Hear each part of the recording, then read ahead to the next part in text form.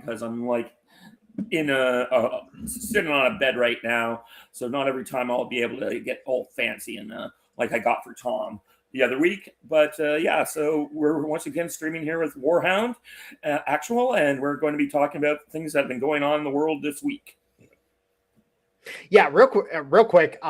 Just to speak on the whole Tom episode. First off, great episode. In general. I really actually I wasn't able to stay for the entire thing because I was actually at work at the time. So right. I caught the rest of it at the end of the day after I got home. Fan-fucking-tastic, in general. Yeah. I'm gonna go ahead and sell Tom a little bit here. Tom, I want to talk BSG, and I want to talk a few other things with you. So, buddy, hey, what's up? Love you. Well, we'll try to see if we can arrange for that to happen.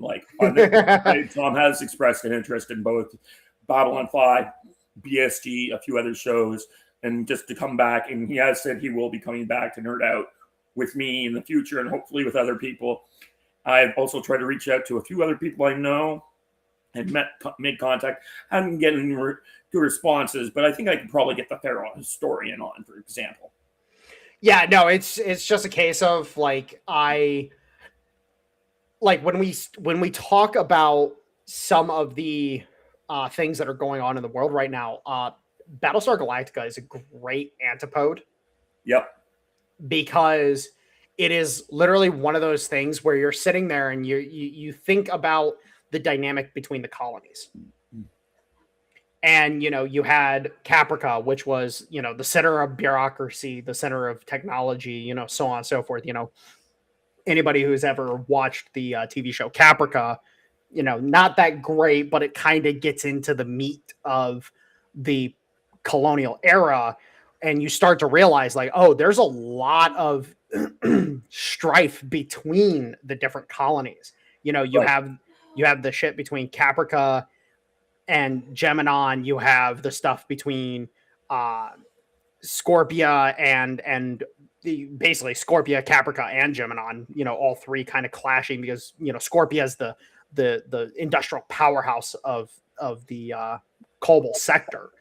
Then you've got places like Sagittarion, where it's like these are the Luddites, these are the Amish of the colonial peoples, and then you start to realize these guys are hardcore anti-colonial. Anybody who's played Halo and knows anything about indies, the Sagittarians of the indies in this equation. And then you got stuff like PyCon, where PyCon kind of is sitting there in the middle, kind of trying to be the diplomat, but also at the same time having some of the best voidsmen of the entire fucking colonial peoples, and eventually becomes the center of the colonial navy, stuff like that. So it's interesting to be able to see the dynamics that play out in BSG, throwing most of the esoterical stuff that, we could definitely get into to the side, just looking at the geopolitical side of it. And then you start realizing oh shit, Caprica, what does Caprica kind of mesh with? Well, you kind of see the EU trying to become Caprica. Mm-hmm. But then at the same time, the problem is that, what does Caprica need? It needs resources. Well, it was, Caprica exploiting places like Sagittarion,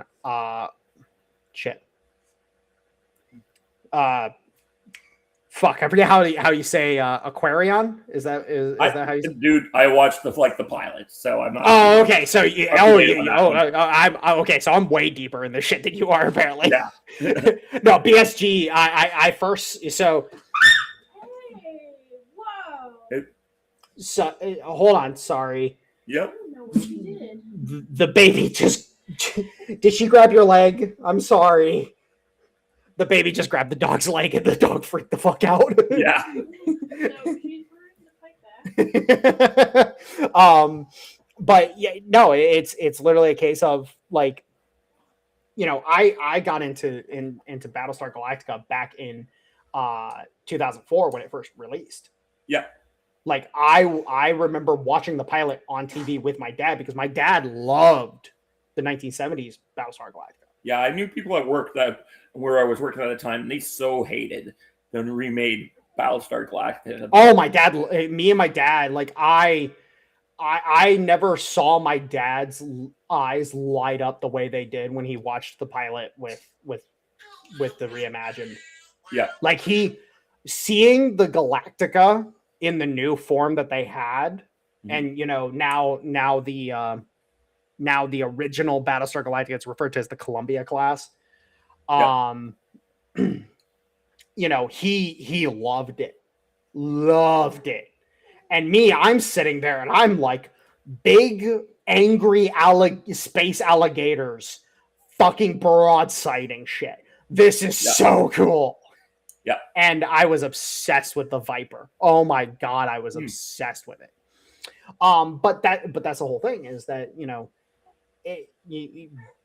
you start getting into the meat and potatoes of the backdrop, the story, the lore, and of Battlestar Galactica, and you start realizing like there's a lot of crossover with real world politics and geopolitics, and it's like, fuck. Now, then I have fun when I get to jump over and start talking about another franchise that I really like. One thing I wanted to mention beforehand, go ahead. BSG, the reimagined BSG was the Game of Thrones before Game of Thrones. Yes, absolutely. Absolutely.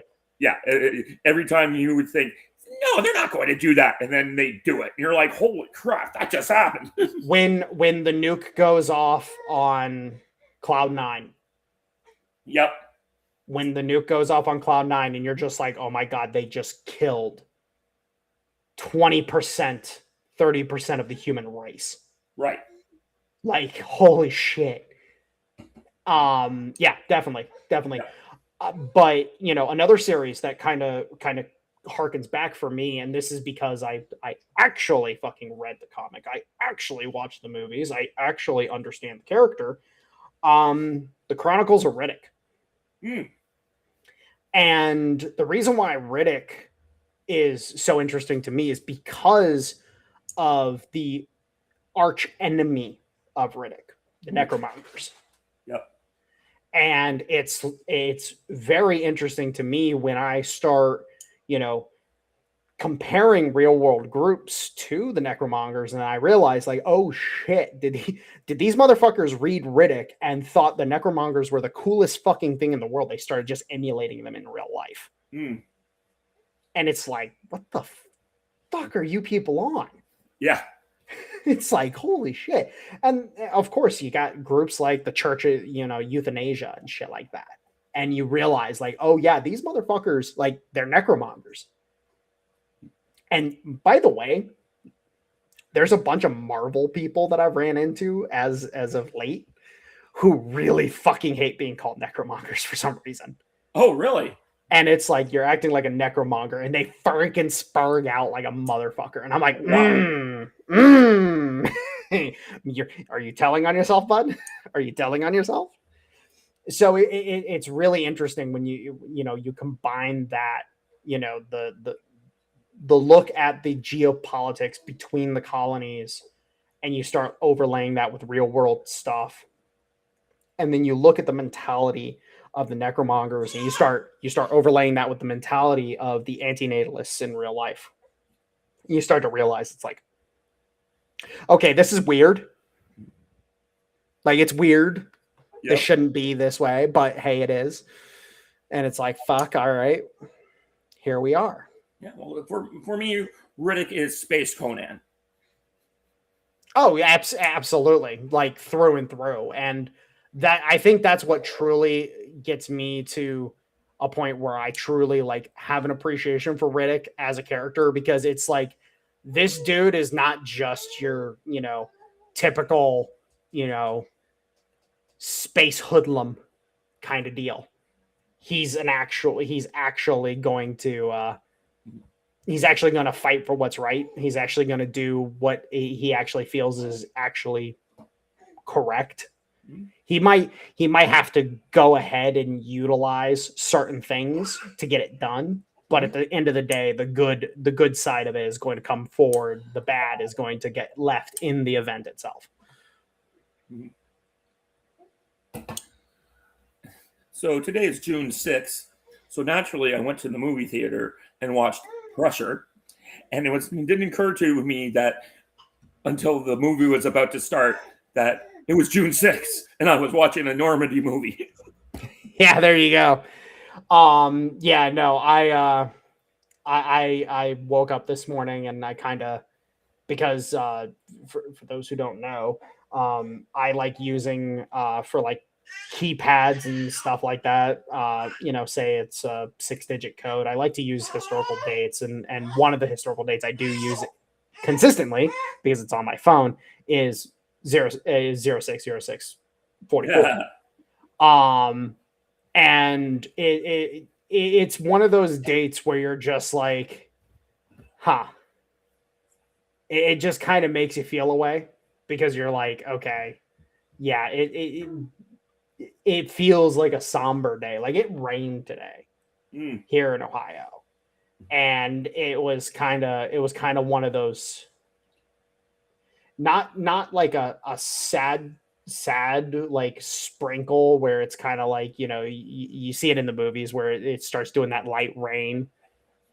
It was more a case of like a decent little downpour where you're just like, oh yeah, like it would suck to be out in this right now. And it just kind of makes you think. It's like, yeah, no, I don't want to be out in that. It's one of those things. Yeah, I can't remember his last name. Jeremy. He's on not the quartering one, the other one who's on Friday Night Tights. He calls himself D-Day Cobra. Oh yeah, yeah. He doesn't know what he calls him that himself because he likes D-Day and he likes the Cobra from G.I. Joe, and he just doesn't know what Cobra means in the context of World War II. I always find that funny. Well, and okay, so here's the funny part. So you bring up Jeremy, Geeks and Gamers. That's the that's he runs, right. And you bring him up, and it's funny for me that you bring him up because it's just he is an example of just the insufferable dumb shit. Yeah. That it's like, oh my God, like a couple veterans going out to the bar, running into him, he would have just gotten his ass beat back in the day. Yeah, pretty much. It's like, oh shit, like this guy's talking again. I can't, like, I used to kind of follow him a little bit. Same here. He hasn't shown up in my feed forever. Well, I just stopped paying attention to him, especially after you had the whole crash out between Geeks and Gamers, the quartering, the fucking all that dumb shit that happened back in 2021, 2022, 2023, like all that dumb shit during that time period. I was just like, what the fuck is going on right now? I'm like, okay, you know what? I'm just removing myself from this bullshit. No, he did do my friend Andy a solid when Andy tried to uncancel himself, and now Andy has a giant channel, nearly 1 million, if not 1 million people right now. But who? Andy Siglor. He founded Honest Trailers and got canceled in the Me Too situation. I'm not sure. Send me his link. Okay. He calls himself Popcorn Planet these days. Oh, okay. I recognize that name. That name. I don't really interact with him. I used to be on his show all the time, but he's gone into like getting into stuff like the Blake Lively case, stuff that's kind of interesting, but not my brand. So. Yeah, not your bread and butter. Yeah. No, and I understand that. Like that's why I stopped going on a buddy of mine's show. He ran a small it was like a side piece to a radio thing that he did. So I forget what his radio station was called. But he was a co-host on a radio station, and they did a side thing that they also uploaded to their website. and it would be like about 30-40 minute conversations about different events and different topics and so on and so forth. And I'd go on there every so often, but he kind of just went more into the cultural stuff, and I'm just like, not my wheelhouse, bud. Sorry, like exactly. If I show up down in Florida, you grab a beer or something. Well, I don't drink beer, but he'll take me to the local restaurant, like I did when we last hung out with each other the day after the last presidential election. So I was in town and we hung out at his place and we did a show together, but we're just no longer in the same spaces. Yeah. Well, and that's the thing, is that one of my things is that, especially given the current situations that are going on in the world, I focus especially hard on ARC. Yep. Ever since, I love the fact that Tom is the one responsible for that, bringing that idea into the zeitgeist. Yep. Truly into the zeitgeist, and then seeing how it's been built upon and how it's coming together. And now I'm seeing the attempts to derail it as hard as they fucking can. So like earlier today, let me just pull up Twitter real quick so I can actually find this real fast. So the guy's name is Ryan Morrow. And he immediately tries to jump on this idea that, the reason why Candace Owens is going after Erica Kirk is because the Russians are paying her to go after Kirk, and yada yada yada. I'm slapping my forehead at that one. Yeah, and of course this is all part of the Loomerverse bullshit. Oh yeah. And mind you, you look at Candace Owens and you think Russian. Who does she sound like? She sounds like fucking Alexander Dugin. Yep. Which I'm completely on the idea now, given how Dugin has gone the past couple of years, that Dugin sold his fucking daughter down the river and made sure that she died. I think he sold her down the river completely. Okay. I'm really not very into the Dugin stuff very much. So, well, the more I've researched, the more I've looked, because I've sat and watched some of his stuff as of late, just to kind of, because originally I kind of looked at him as, okay, he's just a kooky fucking, dude that, puts bullshit out into the ether and whatnot. He's basically, a fucking Peter Zeihan kind of character. Yep. The Russian Zeihan, I can totally see that argument. Yeah. And then more and more and more and more gets said. And then I start looking at him. I'm like, okay, clearly this guy is part of the ultra-nationalist faction in Russia, which he is. He absolutely that would be definitely true. And then you start, and then apply my theory, and more this theory is being proven correct, by the way, in China, between the civil war between the CCP and the PLA. Apply that thesis to Russia. Well, then things start to get real fucking interesting real fucking quick. Because then it's like, okay, wait a minute. Is the ultranationalist faction, which is a loud but small but very loud minority in Russia, because it only accounts for 5 to 8% of the vote in Russia. And generally speaking, by the way, they don't vote for Vladimir Putin. This is the bloc that routinely will vote against Putin because they don't feel like he's doing enough. Right. And they are also the core demographic of the Soviet voting bloc in Russia. So important stuff to remember there. Yeah, every time Piers Morgan goes on about how Vladimir Putin is a dictator, and I'm like, they're like, who the opposition is, you dumbass? It's the Communist Party. You say you really want you wanted the Communist Party to be in charge, right? Yeah, it's like the only actual opposition is the fucking Soviet Communist Party. Like, it's like, come on, dude. Yeah. But The point being is that at this juncture, given the fact that you have Dugan, you listen to Dugan, you listen to Candace Owens, you listen to Tucker Carlson, you listen to all of these little fuckheads, and you start realizing it's like, oh wait, the band is synchronizing, the band's coming together, and then because you start realizing like it all rhymes. It all kind of flows together into a sweet, sweet melody. And it's like, oh shit. And I wouldn't be surprised to find out that Dugan, he's working for somebody, probably deep state EU kind of shit. I wouldn't be surprised. Would not be surprised by any fucking metric. And then it's like, all right, so Dugan's the nexus for all these fuckheads. Well, we know Dugan is on the outs with the Russian government in general. The only person that he truly interacts with in the Russian government, I forget the guy's name, but he's basically the Russian Ben Gvir. I don't. He's like him and Medvedev.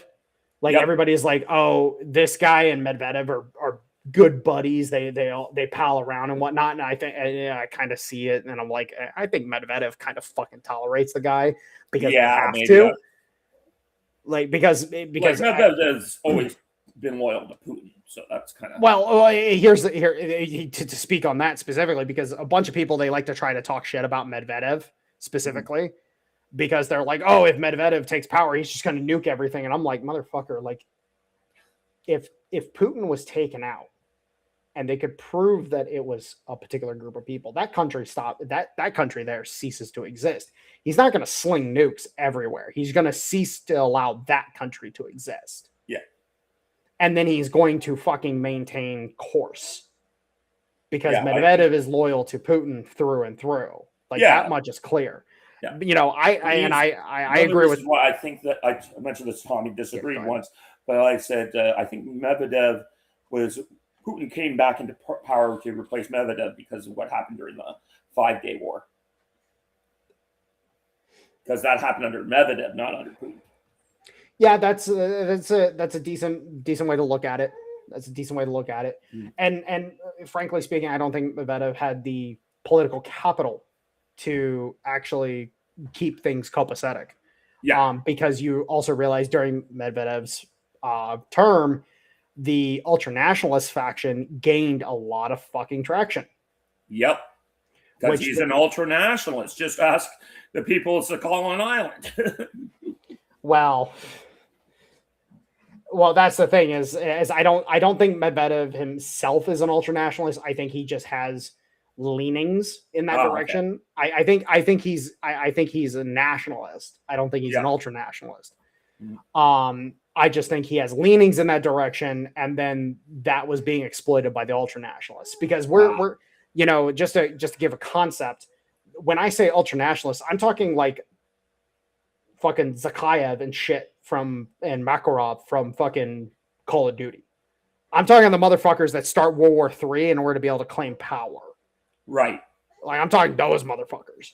Yeah, like the people who tried to take out the Japanese emperor because he was signing a truce after they nuked Nagasaki, Hiroshima, like those kind of crazies. And that's the thing is like at the end of the day, the way I view Medvedev is very much in that light where it's like, okay, he's 100% loyal to Putin. Like if Putin was to die of natural fucking causes today, Medvedev would end up taking power, period, in the story, because he's the only one that can fucking hold the ship together. And he's the only person that the fucking populace would vote for at this point in time. Okay. And then you have, the economic guy, the economic advisor that Putin has. What's his name again? Oh, it starts with a D, doesn't it? Dmitry. Yeah, something. I'm not the Duran. I don't remember the names. Kirov. It starts with. No, it's not Kirov. Shit. I know it's a K, but I'll just call him Dimitri. There's a lot of names out there, folks. It's hard to keep track. Yeah, yeah, seriously. The but best ones that do that. Dimitri might be able to get a win because his favorability in Russia is quite high. And I think him and Medvedev would actually be like great partners in crime. Mm-hmm. Personally speaking, Kirill, that's his name, Dimitri Kirill. Yeah. But Kirill would be, I think he actually would have a good chance. Mm-hmm. And mind you, he's the one pushing ARC. He's right. He's the guy in the Russian sphere pushing ARC, while you know, you have in the US, you have the team of Trump, Rubio, and Vance pushing ARC. In Russia, you have Kirill and Putin pushing ARC, and then in China, you have Xi Jinping and the other guy who I forget his name. It's the one Wang Yi. It's the foreign minister. I want to say that's his name, Wang Yi. I believe that is correct. Yeah, him and Xi are pushing ARC. Mm-hmm. Like across the board, you have these team of guys within those three governments that are all pushing for this collaborative effort, and it's just like holy shit. And it's just amazing to watch. Mm. But yeah, no, it's very clear at this point in time. You have, you know, here in the US, you have the Dugan crowd, which, you know, it's like, okay, so we have the Duganites, as I like to call them. The Duganites are trying to sabotage shit by creating chaos in different fashions. So, like, for example, Loomer can go after Candace Owens because, you know, Candace Owens is talking shit about, you know, Israel and whatnot. And, you know, Laura Loomer's going after her for that. Well, you know, Candace Owens is spending time over in Russia hanging out with Dugan along with, you know, whoever else. And then it's like, oh, you know, the Loomer crowd, the Loomerverse can sit there and attack Russia, which it's like, okay, who are you serving, you fuckheads? Well, then you start looking into Loomer, and there's some heavy connections between Loomer and Ben-Gvir. Yep. Which then it's like, oh shit, all right. So then you start looking at Israel, and you realize that Israel's in the same boat that Russia is. You have this ultra-nationalist faction. It's a small but loud minority that's led by Ben-Gvir that's constantly trying to cause fucking diplomatic issues across the board. You know, they're trying, you know, one of their big things they're trying to cause now is trying to piss off the Russians. Well, they're not really trying to piss off the Russians. They're trying to piss off the Israelis, the Kibbutzim, because the Kibbutzim, what are they? Oh, that's right. They make up 70 to 80% of the officer corps of the IDF. Mm-hmm. And so they're trying to piss them off to get them to either quit or, you know, do something stupid so that they can fucking react to it. Mm-hmm. And other stuff like that. Like, now, mind you, the problem with the Kibbutzim is that, yes, you know, a lot of people don't realize that, yes, that's where the communist faction in Israel exists, but there's a bifurcation between the two. You have the military side of it, which, again, most of the Israeli officers come out of the Kibbutzim. It's like 80, I want to say 80%. Let's just say that 80% of the officers in Israel's military forces come out of the Kibbutzim, which then you have that side of it, which those guys are perfectly fucking reasonable, perfectly fucking cool. They tend to not be part of the ultranationalist bullshit. They tend to actually be quite level fucking headed across the board, you know, so on and so forth. But then you have the crazy fucking communists that are trying to burn the fucking country to the ground. Yeah. And it's such a weird fucking dynamic. It's just like with fucking, you know, West Point graduates. It's like, okay, what kind of West Point graduate are you? Yeah, right. It's like shit. So yeah, so you got all that. Speaking of the Duganites, they are now trying to push this idea of Tsarist Christianity. What kind of Christianity? Tsarist Christianity. What? I'm like, oh yeah, okay. So we're trying to attack the Tsar again. Got it. Understand. Thank you, you British fuckheads, for announcing your presence. Thank you for outing yourselves. It's like, we know who you are. Yeah. We've seen this play before. Mm-hmm. And it's like, all right, whatever. And then it's and what's funny is that like in this this Ryan Morrow guy, he goes like, because Erica Kirk represents pro-Western Christianity. And it's like, what the fuck is pro-Western Christianity? Yeah. Like, first off, you use the term Tsarist Christianity. What the fuck does that mean? Pro-Western Christianity, motherfucker. Have you seen the Christians lately? Yeah. Right. Like, have you seriously? I'm sorry. I want to put the evangelicals into a camp in Nebraska. Mm-hmm. I want to turn the state of Nebraska into a fucking labor camp because of these motherfuckers. You're right. Like, come on. Like, I want to build really nice camps out in Nebraska. I want to build really nice camps in Ontario, and I want to build really nice camps down in fucking Guadalajara. Like, and it's for all these fuckheads. Because at the end of the fucking day, I'm sorry, I'm gonna say this right fucking now.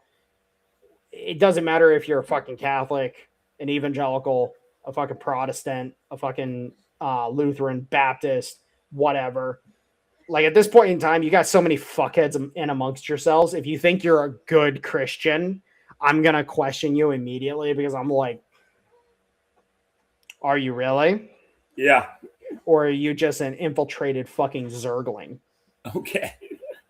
No, that's how. I'm sorry. That's how I fucking. What the hell is a Zergling, by the way? Huh? Zergling. A friend of mine uses that term a lot, so I was wondering what it is. Oh, so you ever heard of StarCraft?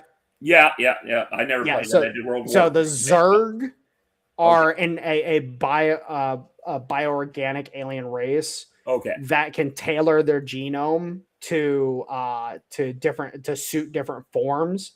The basic form of a Zerg is called a Zergling. Mm-hmm.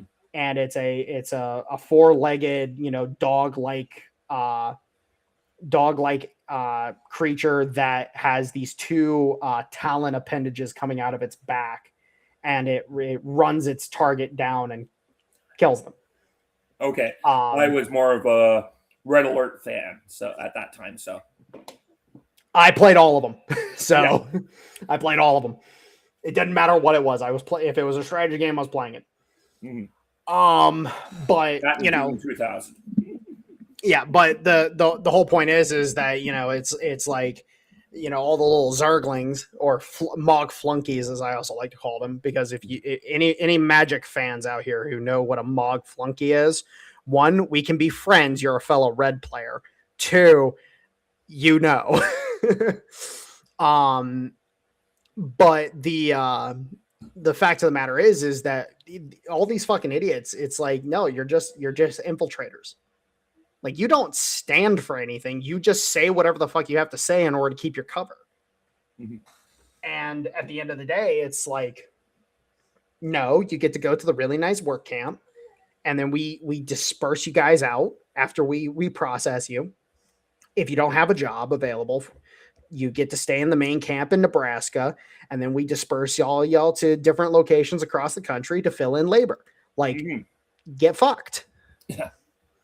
And anybody who is doubting me on my seriousness on that, no, like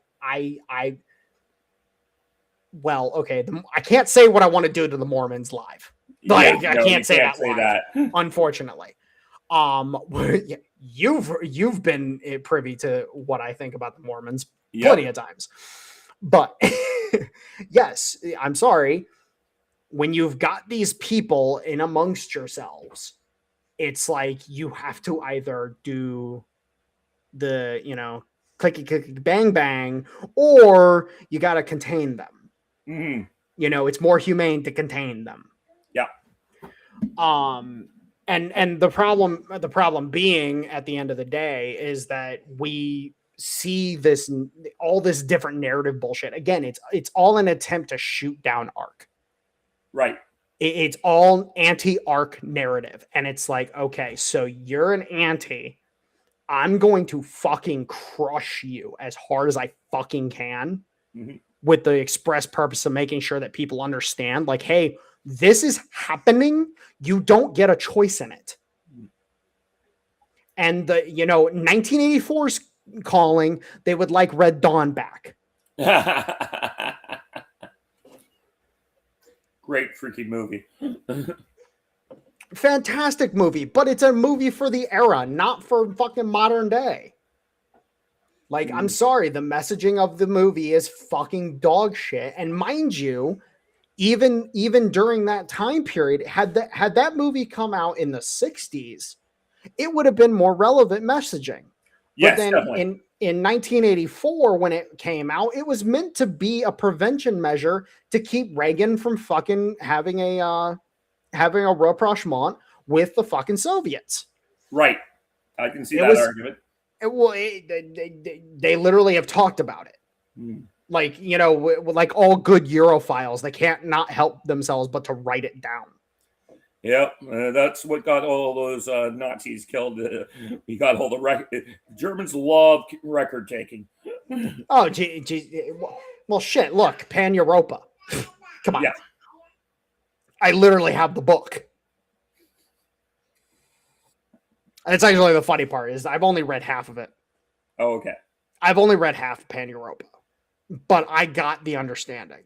And I'm sitting here, I'm like, oh my God, these people are fucking filthy. Yeah. Which, by the way, anybody who really needs to know, you'll start to notice this real fucking quick. A lot of these writers are Jewish past 1920.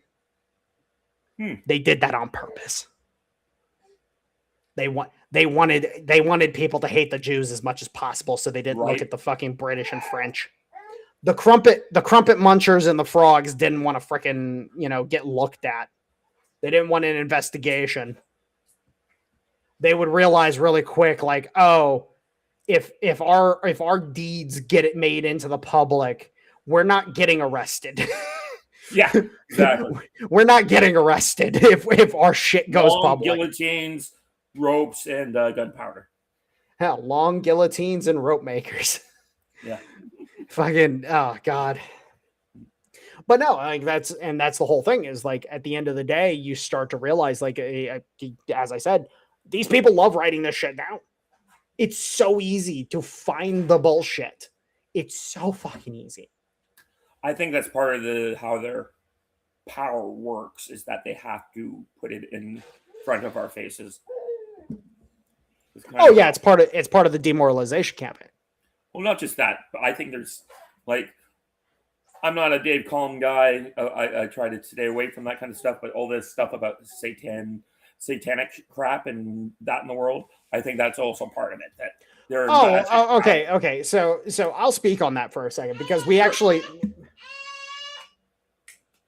Hold on, David. Sorry. Yeah. Hold on. Baby girl, it's okay. Hold on. Yep. We're having a baby situation here, folks. I'm sure a lot of you, when you watch this, you'll know exactly what we're having here. But for me, I was talking about, there are these people out there who believe they are literally worshiping the devil, and they are involved in all this stuff behind the scenes, and they eyes wide shut is apparently real, folks. So that's what I kind of look at it. So whether it's true or not, I don't know, but they believe it's true. I've covered this a couple of times when I've done, especially Walking Flores' episodes reviews where he's gone into it, and it's just like I don't necessarily think it's true. Well, I do think it's true in my. I apologize for that, baby. No problem. Babies happen. Yeah, baby got foot stuck under the couch. So yeah, one of those situations where it's like, Dad, help. Well, that's what you're there for. Yep. But in the case of Dave Collum, speaking on that stuff, because it's actually ironic. I like to sit and watch like true crime and other shit like that when I'm just I'll be playing a game. I'll have something on the side just to listen to. Yep. And one of the episodes that my girlfriend actually really was interested in was the case of basically one of these mini little satanic cults that is like 5-6 people. Okay. That decide they want to do the whole human sacrifice thing. Wow. And my girlfriend, she asked me this question about, how deep do you think this stuff gets, so on and so forth, yada, yada. And the whole thing I said was, it's usually a case of these little groups, and there's hundreds of thousands of these little groups across the world, by the way. These little groups, they tend to do something stupid like this, and then they all get caught. Mm-hmm. Like, literally, they go out, they kill somebody, they think, oh, this is my ascension or whatever bullshit beliefs they have. And then they get caught by police and they all go to jail. Mm-hmm. And then half of them will get killed in prison because, they're the fucking wrong type of people to have in prison. Or they'll be so fucking abused in prison that they'll come out fucking shells of humans themselves. So it's like, whatever, at the end of the fucking day, these people, they live amongst us. You don't really know the signs until you actually fucking see them. Yeah. And, like in the case of this group, and specifically I'm speaking about, I would have seen these signs very fucking quickly because it would have been like, oh, you're into weird shit. I'm going to be keeping an eye on you fuckers. Yep. Like I had one of those types of people. It was only one, but I had one of those types living in my neighborhood back in the day when I was living in Akron. And we all kept a very keen eye on this motherfucker. And eventually he got arrested because he tried killing his girlfriend. Whole satanic sacrifice bullshit, yada, yada, yada. He got kicked in the nuts and she escaped. Nice. But I don't know. You ever watched this Nicolas Cage movie where he's like a prisoner who escapes from hell, and oh yeah, and is trying to save this woman from being human sacrificed by the local satanic cult. I don't remember the name of the movie, but I know which one you're talking about. Exactly. Yeah, it's a fun movie. And they set the devil literally sends out a guy to recover Nicolas Cage, and he runs into the satanic cultist, and he's like, "You don't understand. My boss, who you claim you're worshiping, is just a prison warden. He's very boring. And when you get to him, you're going to be very disappointing," or something like that. It's just like, there's a bunch of BS. Like, come on. Yeah, well, and that's the thing is they little eschatology for me, I guess. I actually differentiate between Satan and Lucifer. Because I view Lucifer in a different light than I do Satan. So me personally, that's me. That's my take. No. But I can see the perspective that Satan is the jailer, whoever would have the two multi-headed dogs. Charon. You think Satan is more a Charon-like figure? Yeah. Exactly. Okay. And also that Satan is, again, I think the people that say they worship Satan are a little bit. I'm like, did you get bullied a lot in school? Yeah. And did you just get bullied? Like, is that what this is? Are you just acting out, or are you a bunch of little alt posers? It's like, is that what this is? Like, I make fun of them personally. Yeah. Because it's like, you know what? Yeah. When they're that easy to bully, like, you just bully them. But no, but the fact of the matter is that all these little fucking cults exist all over the place. And so they are using the imagery of these cults. This is why they play up the idea with Epstein. Oh, they were eating babies and shit like that. That's why they play up this imagery, because they want to scare people into being scared of these cults. The Manson family and all this other bullshit. And it's like 9 times out of 10, they kill somebody, they fucking get caught, they go to jail, and again, half of them die in prison. Yep. The other 1 out of 10 are usually like the super really, really, really well established cults that fucking keep their shit in order as tight as fucking possible. Yep. Like, for example, the cult that ran Google's customer service department. Huh. You ever hear about that? No, I have not heard about this. Not surprised that they would want to take over. Oh yeah, so there was a cult. This was years ago at this point in time. The cult, several of the members of the cult that worked at Google have been fired since. A couple of them have been moved into different roles that have basically removed them from command and control, and a few other things like that. But there was this cult over in California that was basically in full control of Google's customer service department.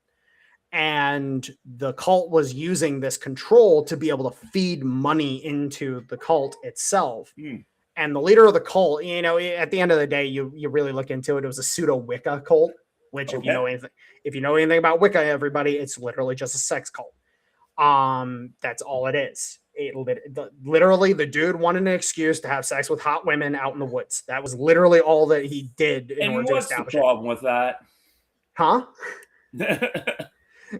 Well, the problem is when you get, crazy bitches that decide that, they're going to be like, oh, this is part of it. And this is part of it. And this is part of it. And then they start, start improv. I see that problem.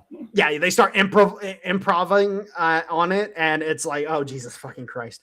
But anyways, I just think people who call themselves Wiccas, they're fucking retarded. It's like, are you trying to say you're into witchcraft? Like that's wholly different. Mm-hmm. Like wholly fucking different.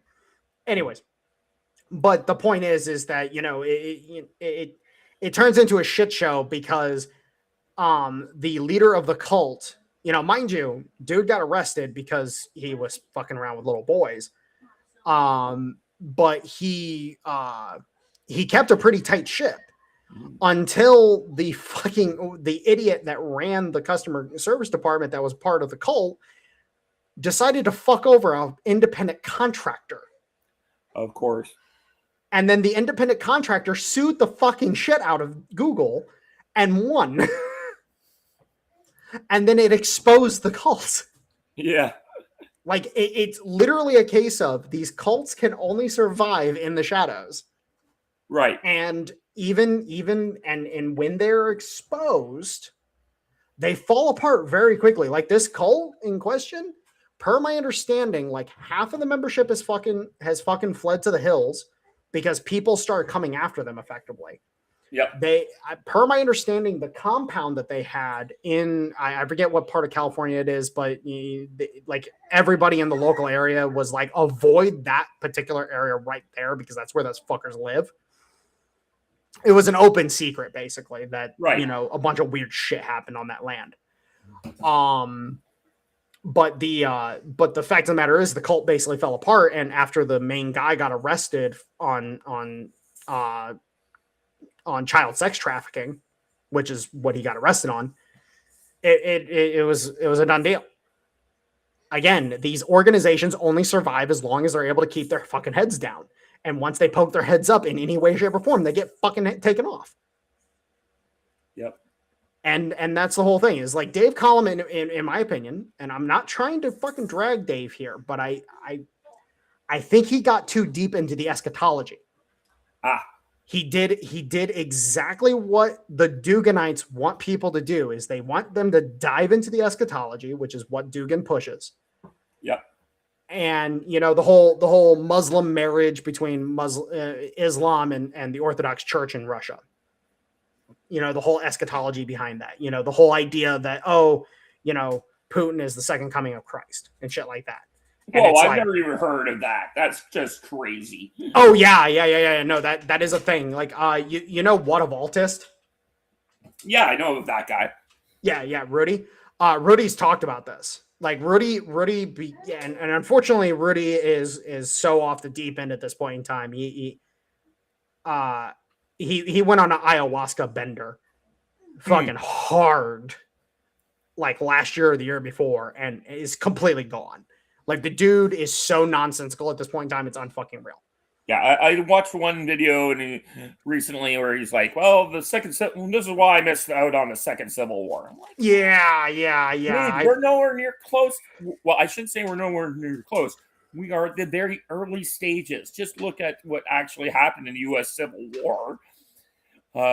some countries are more closer, UK for one, but like where they're going to be hitting like what I would think something similar to the Spanish Civil War. But yeah, well, yeah, and mind you, the conditions that existed for the U.S. Civil War don't exist today. Right. So let me actually explain the whole. Really pisses me off about the whole Civil War narrative. First off, I don't think it's going to be a civil war. I think it's just going to be I think it's just going to be a turkey shoot. Mm. Frankly speaking, I think that what's going to happen is that the military is going to deploy en masse. They're going to handle a bunch of these hot zones very fucking quickly because these people can't put up a serious fight. Right. They don't have the logistics. They don't have the capability. They don't have the backing. Yeah. The don't have the knowledge. Their ideology will fuck them up. It's all a bunch of no. Here's the point: is that they have all the manpower and none of the fucking logistics. Mm. And the problem is, and when it comes to logistics, the manpower doesn't fucking matter. If you can't move shit, if you can't get shit into position, you're gonna have certain problems. Like for example, one of my key threats that I'm watching for is on the northern border. Mm. It's all those stupid little fucking Indian bastards that you have up there. That you know what the Europeans say? Oh, if you bring us back an American scalp, we'll pay you $500. Oh yeah, no, a bunch of those little Indian fucks. They're gonna raid across the border to try to fucking collect scalps. Well, okay, cool. We'll start depopulating. The plan is the Canadian deep state doesn't go along with that plan. Well, that's the thing though. Is at the end of the day, I don't think the Europeans are going to allow Canada to have a choice. That's just me. Well, I don't think they understand how Canada works, which is what a lot of these people don't understand. Canada has its own little deep state going on here. Oh, I know. And there, as much as people like Mark Carney think they're running the show, we saw him he was forced to back Trump's invasion attack us on Iran, even though all the Europeans came out against it. Carney had to go, oh crap, I actually have to do these things, because in the end, he's got a whole bunch of his caucus who doesn't know any of this horse shit that we talk about, and they're going to be like, of course we're backing America's play. What are you, stupid? Well, not just that, but there's also the fact that, when it comes down to it, what production are they going to push? Yeah. Sorry, hey, baby's yelling at me. Yep, go ahead, check him out. Check her out. Sorry. Yeah, no, I'm just having Poe hand her to me real quick. But what you end up having as a result of this is that it's like, what production are they going to fucking use to actually, prosecute a war? Right. They have to prosecute based on what they have available at this time. Now, mind you, what I kind of subscribe to a theory about California is that, California's base already locked down. They have massive stockpiles of shit. And basically the whole gambit is that they seize places like Pendleton, San Diego Naval Base, San Francisco Harbor, et cetera, et cetera. They seize all these military assets out in California on the West Coast in order to bolster their capabilities. And then they start trying to, basically they play the scavenger game. They go full asymmetric to a degree. Well, the problem with that is that what happens when the conventional force just comes in and lays waste to you? Oh, wait, conventional warfare doesn't matter for shit. Or unconventional warfare doesn't matter for shit. Yeah. Because in the case of, say, Afghanistan, a lot of people like to talk shit about how the U.S. got beaten in Afghanistan and Vietnam and whatnot. In the case of, I'll go back to Vietnam first. In the case of Vietnam, the North Vietnamese straight up said, had the war gone on for 2 to 3 more years, they would have had to capitulate. Yep. They also said if they just cut the Ho Chi Minh Trail, which was Westmoreland's original plan, with his buildup that was delayed by Tet, they were like, yeah, if you had gone with that plan that Westmoreland had given, we would have lost South Vietnam. There's no way for us to resupply them without the Ho Chi Minh Trail. Yep. But then, of course, then you look at Afghanistan, and literally Afghanistan was, I compare Afghanistan to Gallipoli. Mhm. We were set up to fail on purpose. I'm going to point out that what happened in 2006 after the invasion, a bunch of British PMCs come into the country and start running protection for a bunch of Chinese mining companies. Yep. Oh, wait, they weren't Chinese mining companies. They were Hong Kong-based mining companies. Mhm. Interesting, really? Yep. Really? You're gonna be that flagrant with it? Yeah, I know a guy who used to be he's a basically like a state senator here now, but I had him over during the Hong Kong riots for a fundraiser, and he was old school Hong Kong uh, not resistance, what agitator, and he's like, I don't know what the hell is going on in Hong Kong. We never would act like these so-called peace, these dissidents. Like this is just garbage what they're doing over there. And of course, now we know much more about like how the empire operates. So yeah. Well, and that's the whole thing at the end of the day is that you start to realize like a lot of the shit that we get told and what we get thrown at us by these different groups. We start to realize that it's like, oh, okay, yeah, you're a bunch of fucking you're just trying to set shit up. Yep. You're just trying to set shit up at this point. Also have a little scoop on what's happening in California with the oil refineries. Okay. Yeah. So I think I called it with that. Mhm. So I had said previously, as part of the whole refinery shutdown stuff that was going on, that the main thing was going to be is letting the squeeze occur. Yep. And be able to bring in federal mandate and be able to the National Defense Production Act, be able to NDPA all of those refineries. And I think that's coming. Like yeah, a lot of the happening. I've reached out to a couple of people who really, and it's been interesting. The people I reached out to a couple of people I know that have a big, wider influence on this. And the first one is Mark Halperin, who used to be a big name reporter, and he's been very kind. But when I mentioned it to him on his show Two Way, he's like, I need to check that out. And I've sent him some information, a couple of the interviews. Haven't really heard back, but he was very polite, and he's mainstream reporting.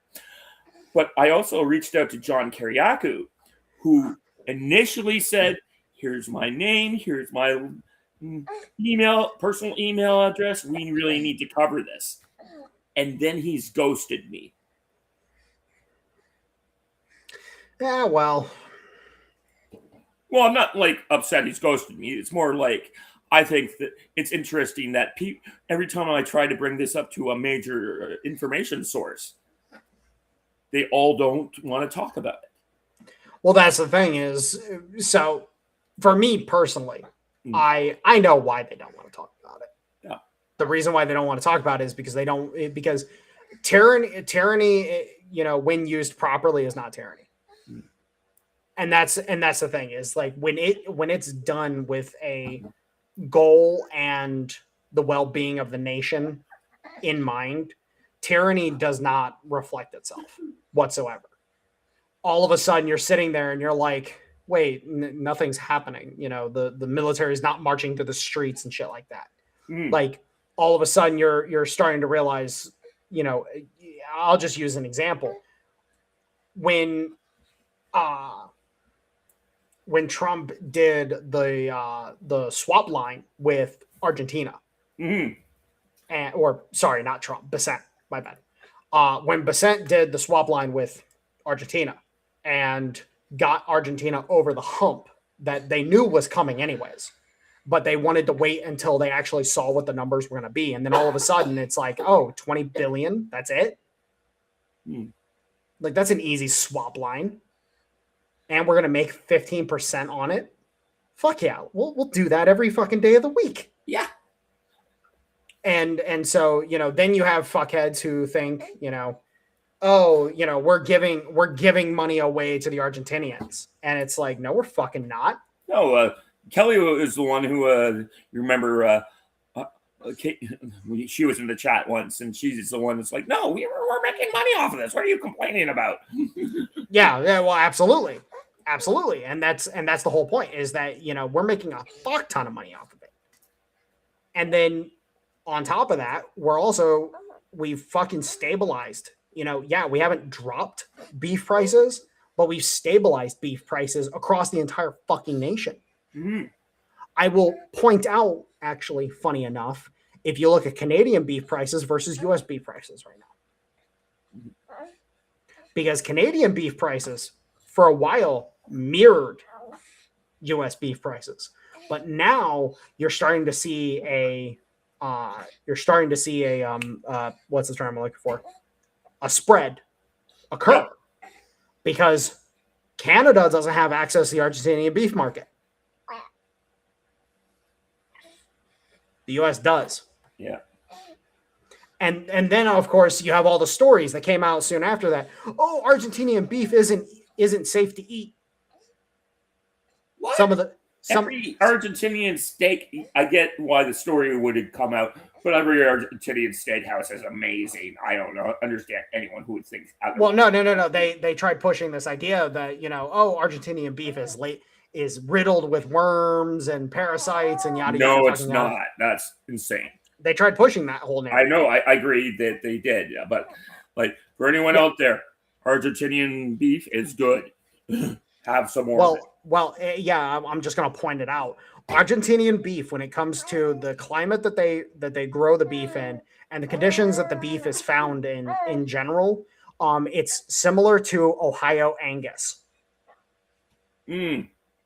Ohio has some of the best overall Angus per pound in the entire fucking country.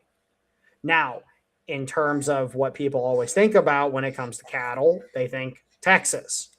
But here's the thing: is because of the arid / subtropical nature of Texas, cattle in that region tend to have tougher muscles, less fat, tougher muscles.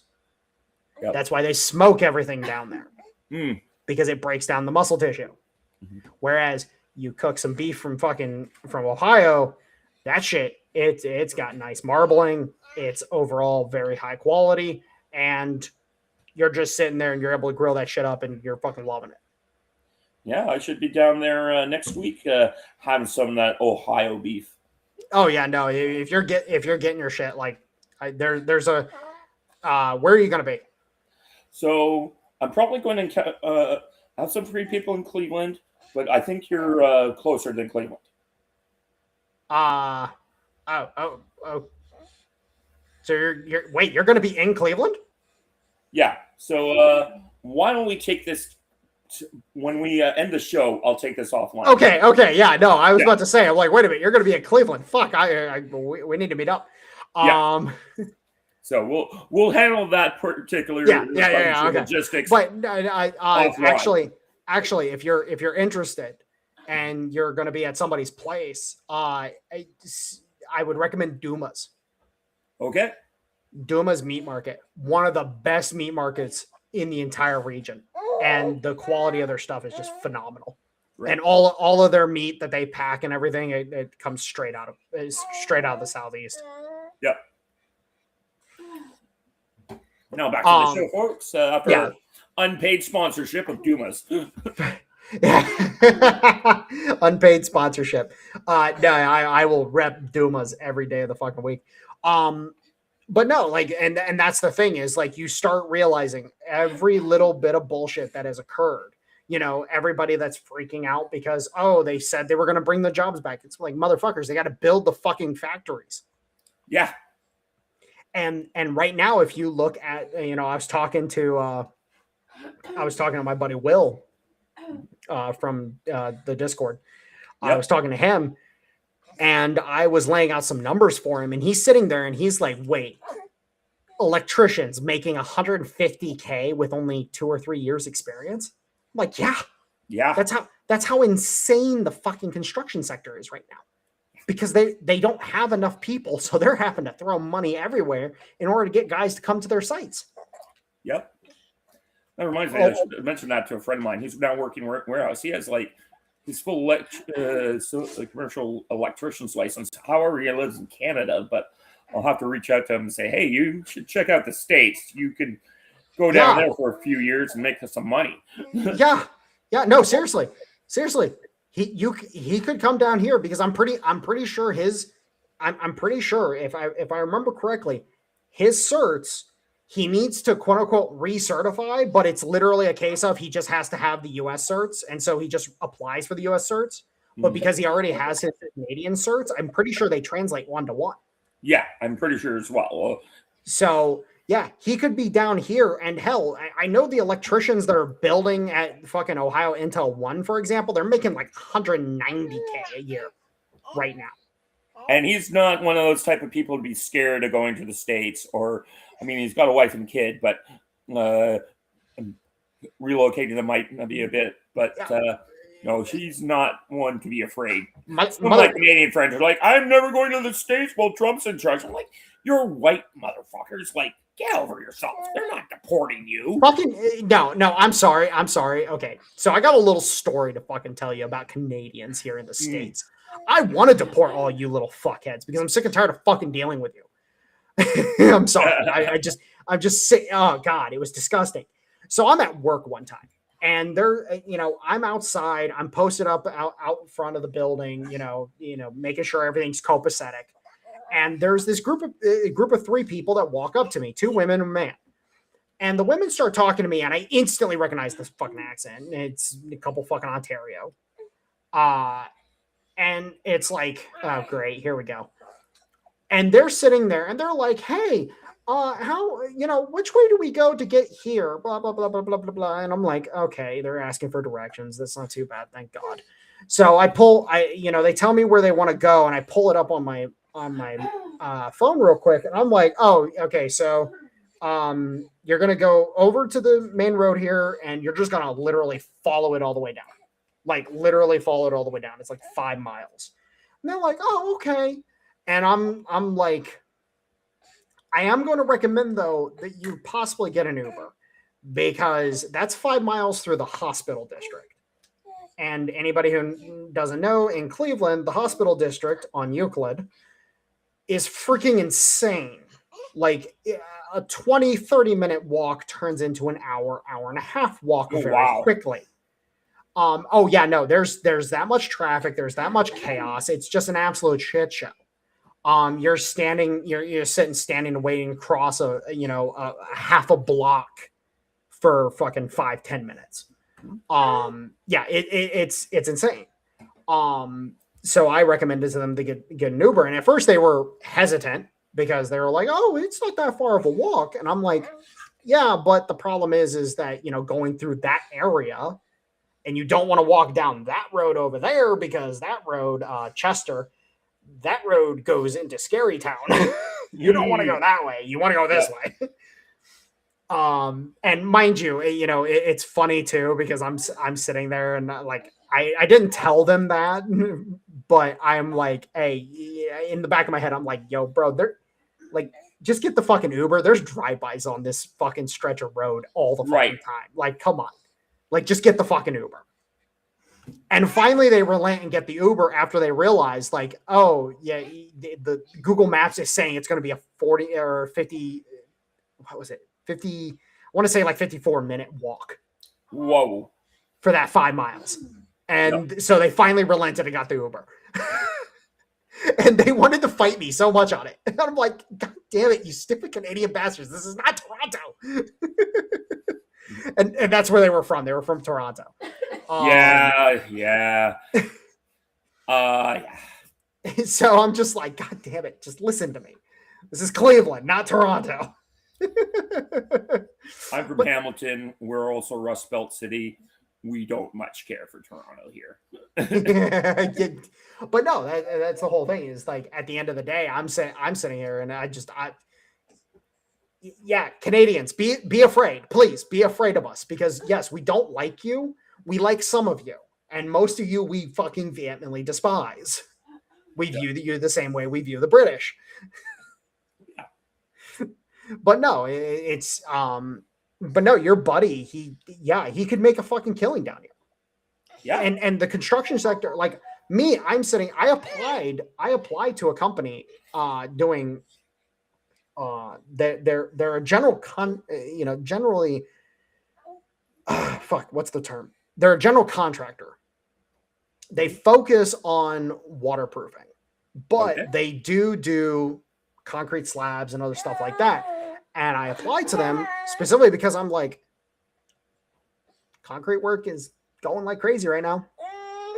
Get in, start working with these guys, learn the trade, jump into something bigger, possibly be able to, start getting some big contract jobs. Yeah, we could do that. So, that's and honestly speaking, I just want something where I have to lift heavy things. But it's like, yeah, no, the construction sector right now, there's massive amounts of money to make. Good.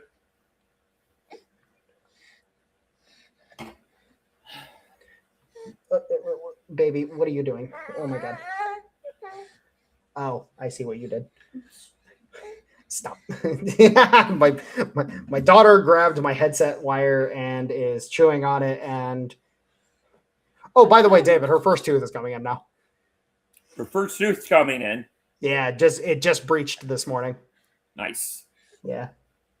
And so she's chewing on absolutely fucking everything. Yeah, I would think so. But no, so you got the and again, it covers all trades, by the way. It's not just electricians, pipe fitters and plumbers. They're getting they're getting buku cash. Mind you, if anybody doesn't know, pipe fitters and plumbers tend to actually, or plumbers tend to be the lowest paid of all the trades. Pipe fitters, they're above them. Pipe fitters usually are online with electricians. But the welders are going fucking insane. The HVAC guys, they're going fucking insane. Like the HVAC guys that are working on these fucking data centers, they're making fucking bank. It is scary how much money they're making. Yeah. No, for me, sadly, I of course went into the white collar job, and I haven't been able to. Well, I shouldn't say I haven't been able to get one. I had a recent call from someone, and they're like, your resume is not up to, like, you have to fix these things on your resume. And I'm like, do I really want to go back and being a corporate wage slave again? And I have this business opportunity to go into something called Trade Bank and get like, their plan is to have, basically I'll buy a piece of the thing, 5%. If all goes well, in 8 years, I'll be taking home 150K Canadian passive income. So that's about 125 US these days. Okay. And if, let's say, they're only going to get half in 8 years, I'll be like sitting on 50K US. Like, what's not to like? Yeah, no, it's not bad at all. Mm. And I'm just one of those people. I don't have like one of these lavish lifestyles where I need to do things. So that's and they've all told me I have a job waiting for me working there. So I would be actually selling my own business and making money that way, as well as the passive income. So yeah, I'm just like, I've lived my life too much of like, my mother's been in town. I've had to pick her up at the train station around 4:00, and the corridor from the it took us an hour to do what normally would be like a 20-minute drive. I'm like, I do not need this crap.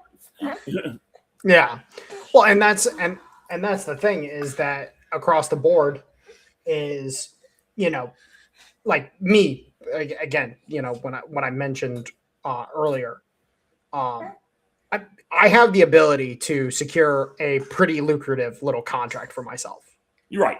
You know, I'm sitting here and I'm like, fuck, like I actually have an opportunity here. Like I kind of low key got told by the guy who said that the contract was up for grabs, I should try for it. Mm-hmm. And it's a simple case of like, shit, all right, this could be a really good fucking opportunity, because at the end of the day, you're sitting there and you got to think about it. It's like, if I can get this going and then I can get this going and get that going, all of a sudden it's like, okay, we're set. Yep. And that's the thing for, you know, one of the other jobs that I saw, it was for concrete and concrete polishing. Yep. This was another company. The only problem with it is that I have my daughter and I have my girlfriend. I can't be gone for four weeks at a time. Right. So it's like I can't do that. But this company, they're like, oh, you don't have any experience? Fuck it, we'll train you. Yep. Just be aware.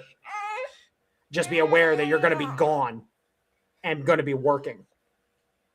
And so it's like, shit, like the money is there. It's just a matter of if you're willing to fucking seize it or not. Yep. You know, we're lands of golden opportunities out there for a lot of people, and everyone else heavily crashing out on stuff. And I kind of scared Tom earlier this week when I sent him a Patreon message. He's like, "Oh my god, what's going on?" I'm like, "Dude, I was just being you for 5 minutes."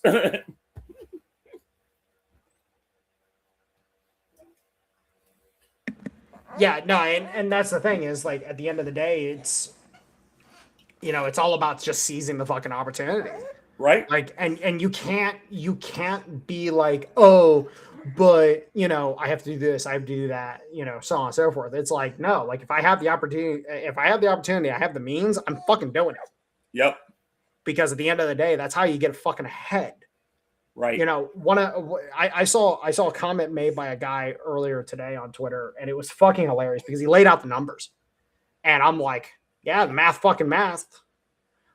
He apparently so the guy's 26, about to turn 27. He currently still lives with his parents, but that's because his parents have this massive fuck you house. Okay. And he's like, I'm like, they've never asked me to move out. So Right. I've just pay, you know, I pay a couple $100 a month to help with groceries and everything. And I'm just helping around the house doing general labor shit for them. But then I'm working like a fucking dog. And I've, you know, and he laid out the numbers. He's got fucking like $70K or something like that saved. And this has been since he was 18. Yeah, something like that happened with me. I had lived with my dad till I was 29, but I bought my first house with about I had savings at that time about 40K. Well, and that's the thing is he's got around 70K, and he's sitting there and he's like, maybe if you guys hadn't fucking sat partying all the fucking time and spending all your fucking money, maybe you would actually have fucking money. Yep. Because he's like, I've been knocking out fucking, like, I'm making 90K a year right now as a fucking general laborer. Technically, you know, he referred to himself as a general laborer, but he focuses on framing. Yep. And he's like, I make 90K a year right now. And it's like, yeah, no, like, people just need to understand, like, it doesn't matter your situation, just fucking do it. Yep. That's kind of how I thought about with this trade bank opportunity. It was just like, screw it, let's do it. Yeah, well, and that's the thing is, you know, again, the opportunity fucking calls. Fucking do it. Yep. Sorry about the baby. She's being very, very vocal right now. Yeah, she's doing a Camilla on Tom's show. Hey. No, she's hungry, so she's talking to Dad, being like, Dad, where's my food? Yep.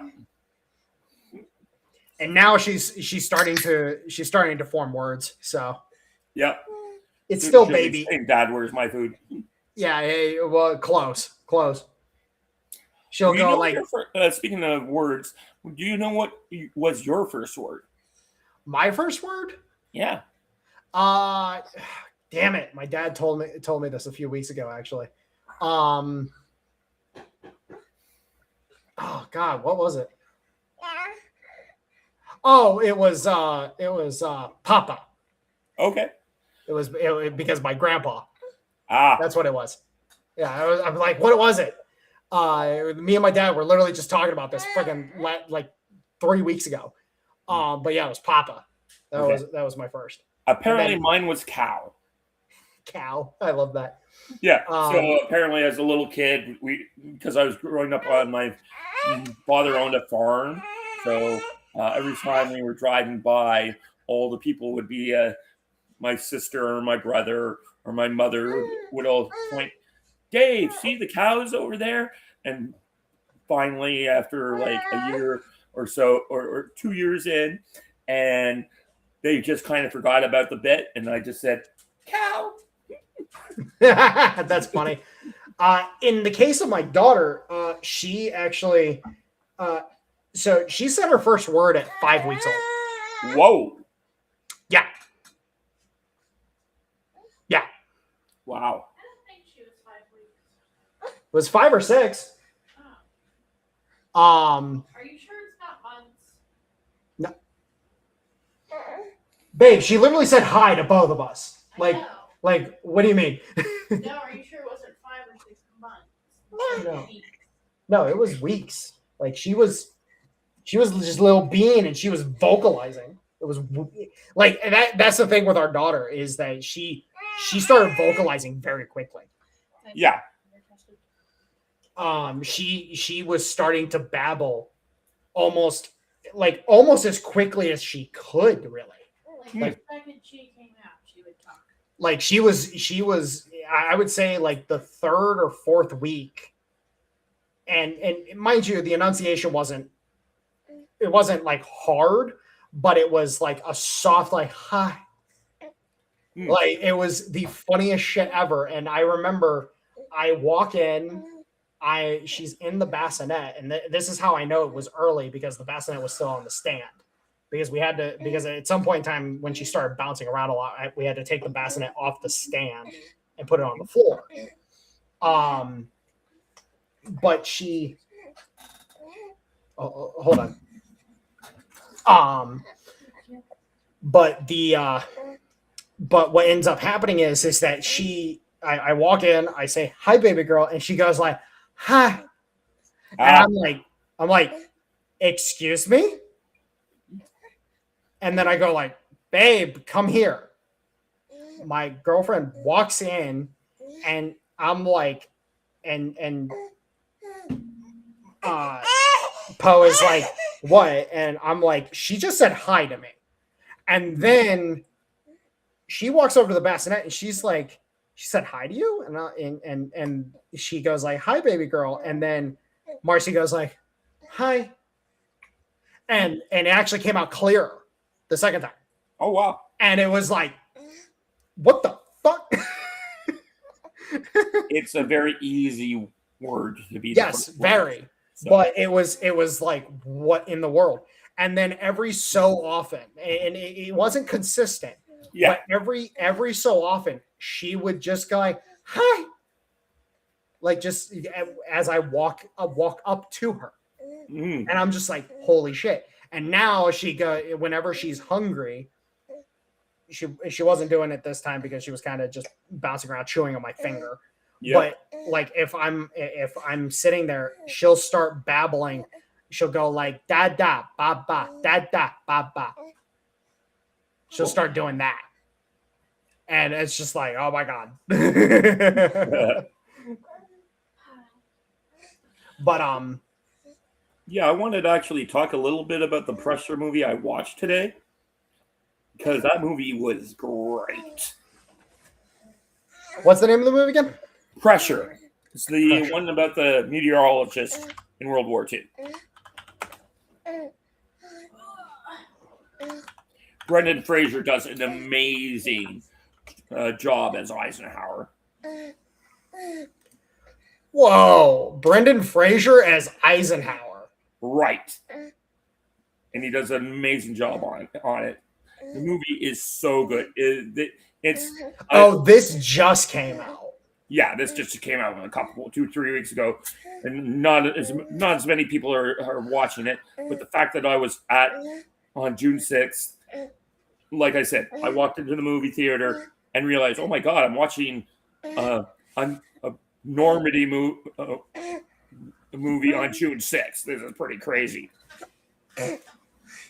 And yeah, so Brendan Fraser, Eisenhower. I thought the actor who did Monty did a pretty good job of being like the Monty figure. Like he, at one point, Eisenhower has to tell him, like, I don't never undermine me in front of them. You can say whatever you want, Monty, but never undermine me in front of everyone. And Monty's like, well, everyone was thinking it.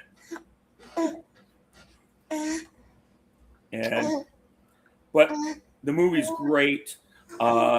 It's got I was not expecting them to do a beach invasion scene. It's the best beach invasion scene since Saving Private Ryan.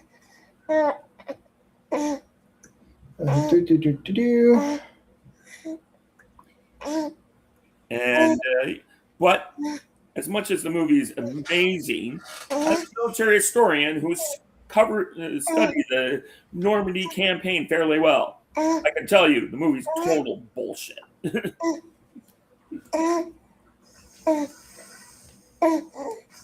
Okay, I just read the synopsis of the film on Wiki. Okay, this sound, a very, very, very like localized centered movie. How long is the movie? It's about an hour and 45 minutes, which I really appreciated. Finally going to a movie that was like a tight script. Because so much movies now are like Dennis Villeneuve or Christopher Nolan going on. And just like the last movie I watched was the one about Project Hail Mary. And that one was just, it was good, but it was so bloated. It's like, guys, you could have cut an easy half hour out of this movie. Yeah. So I really appreciate a movie where they don't indulge, the directors don't indulge in things. If you want to do a 3-hour movie, give me my 10 to 15 minute intermission back like we did in the 70s. I'm still kind of taken aback, like the fact that they got fucking Brendan Fraser for this. Yeah, no, Brendan Fraser's had a resurgence since he got the Oscar. Well, here's the thing. Here's the thing is that I am a huge Brendan Fraser fan. Love the guy to death. The Mummy movies were one of my first like big film introductions. Yep. You got so when it came to film, my biggest introductions were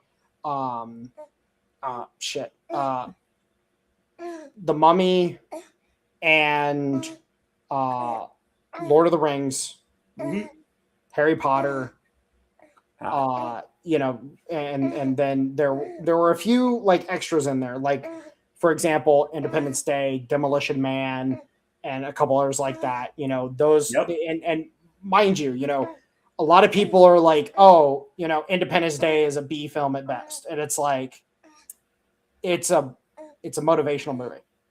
If people, anyone who was alive in the 1990s and went and saw that movie in the theater, I just remember being at a theater about 3-4 months out, and we saw when the first Independence Day trailer dropped, and you're like, what the hell is this movie? What is this going to be? And when it finally dropped, we were like just blown away. Oh yeah, absolutely. And that's the thing is, like, I'm speaking from a more modern context because, mind you, I was born in 95. Yeah. So my true actual introduction to film is 2006, 2007, 2008. So like that's when my true understanding of film starts to actually come together. And then you have things like Independence Day, which, you know, modern modern critics, let's say that modern critics think that Independence Day sucked. Mm. And it's like, okay, they think that, they think film like Demolition Man sucked, even though that Demolition Man literally, like, I don't care what anybody has to fucking say. You look at the EU, look at Demolition Man. Yep. Sargon of the Cod did a great like hour-long video comparing the two. So I just want to say that.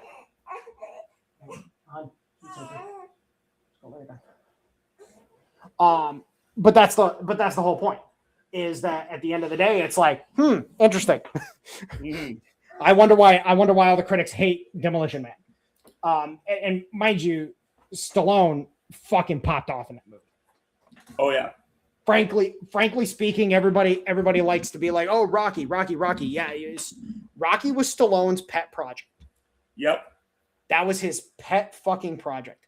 He will never not be proud of Rocky. But in my opinion, and it is my opinion, but I can back it up given some of the things that, you know, Demolition Man really goes into. Demolition Man is his best movie ever. Okay.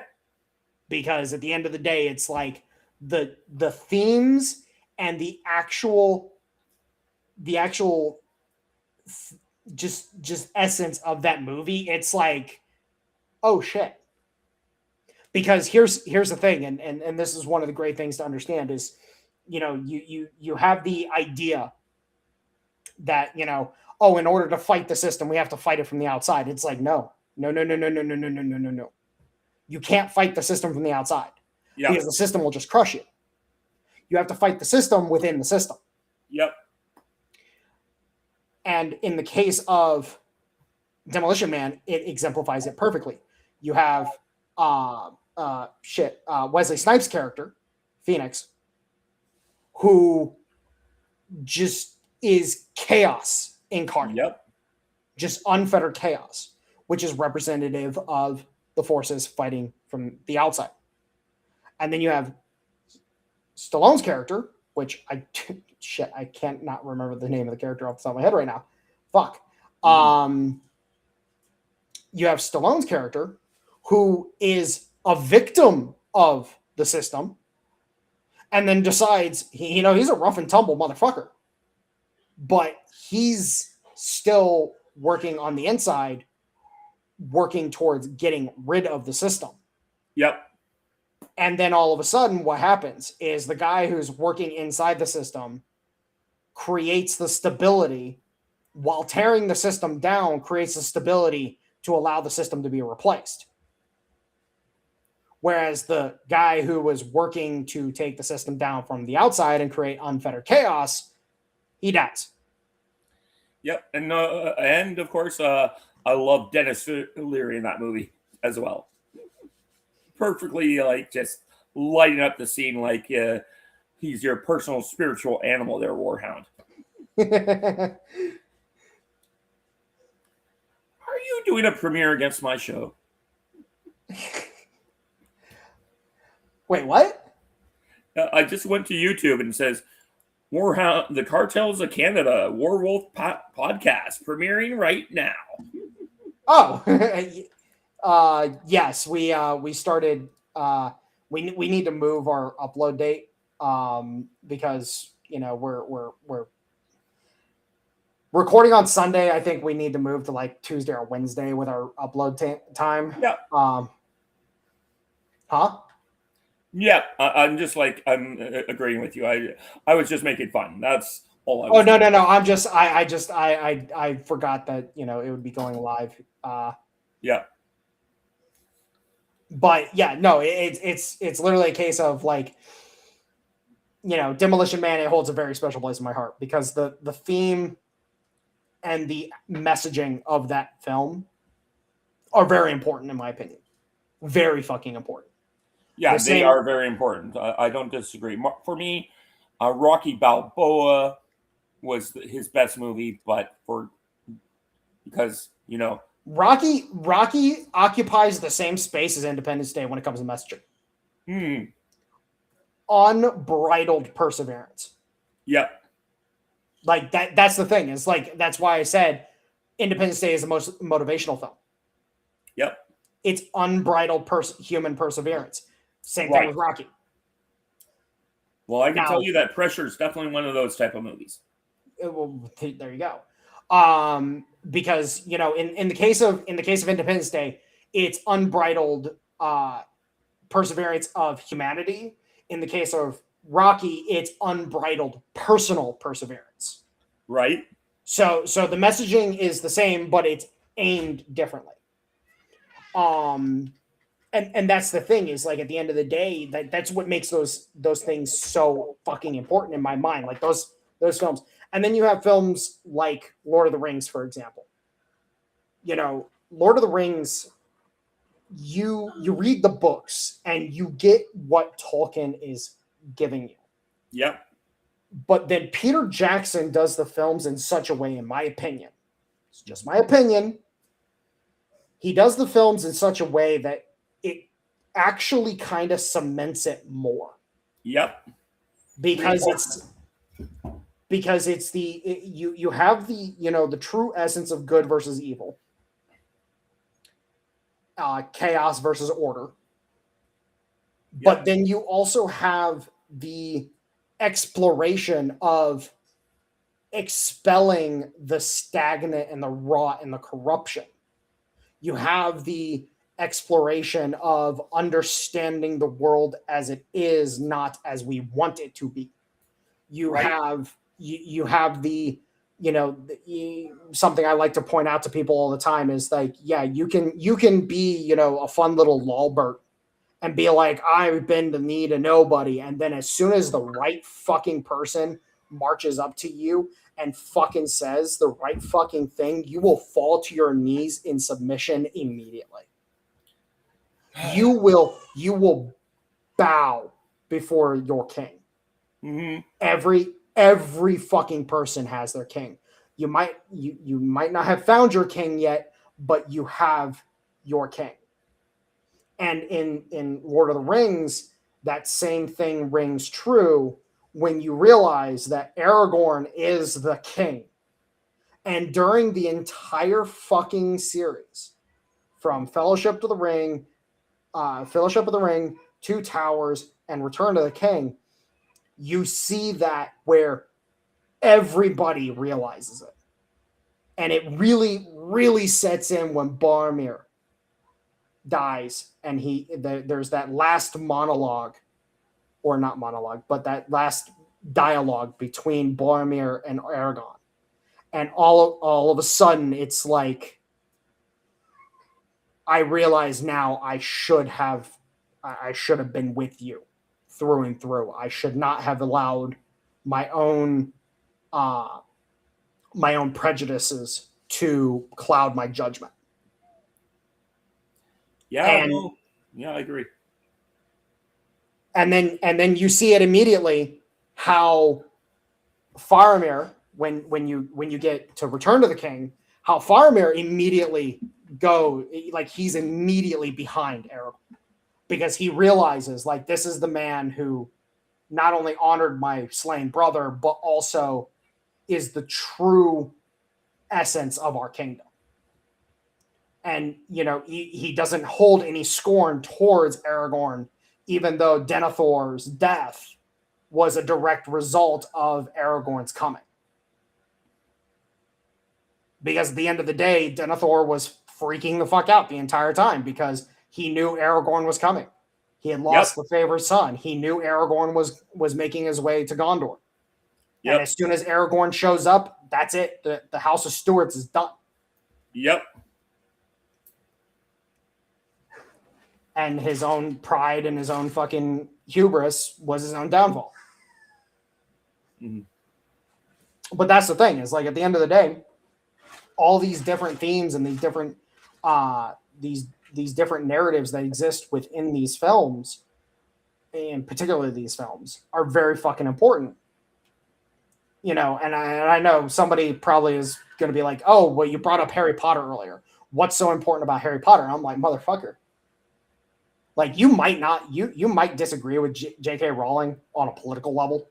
You might think that you might think that fucking, Daniel Radcliffe and fucking Emma Watson and all of them are fucking little assholes. You can think that all you fucking want. The story matters. In again, personal fucking opinion, you read Harry Potter and you actually and what's really important is you read Lord of the Rings, then read Harry Potter. Okay. Well, I've never read Harry Potter. I've only watched one of the movies, and and I actually said I went to Universal Studios and was in the Harry Party land, and my friend was showing me around because she said this is her happy place, and I said I've never even only watched one of the movies, and someone said, "Who said that? Who said that?" And I was like, turned to them, I'm like, "I said it." What are you going to do about it? Yes, Harry Potter fans are some of the most ravenous motherfuckers ever, and mind you, they're immersive viewers. They get immersed in the world. They don't actually listen to the message. They don't listen to the narrative. They don't listen to the themes.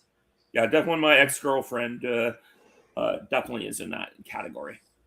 Well, here's the thing, and this is why I put Harry Potter right up there. It's as important as Lord of the Rings because it kind of expands on some of the shit from Lord of the Rings because, at the end of the day, what you have with Lord of the Rings is it sets a very broad spectrum of good versus evil, order versus chaos, the duty of man, the need to understand things. Because, like, for example, if you're sitting there and you're a man and you're looking at an elf, the elf chooses not to understand you. The elf they're very aloof. They're very, very, because of their long lifespans. They look at men as nothing more than children, basically. Yeah. Which is why, like, if you go back in time in the lore, the Silmarillion, for example, and you start reading about the Númenóreans, then you realize, like, oh shit, that's why, that's why Aragorn, for example, being a Dunedain, is able to interface with the elves a lot better because they don't view the Númenóreans the same way as they view the regular men. Right.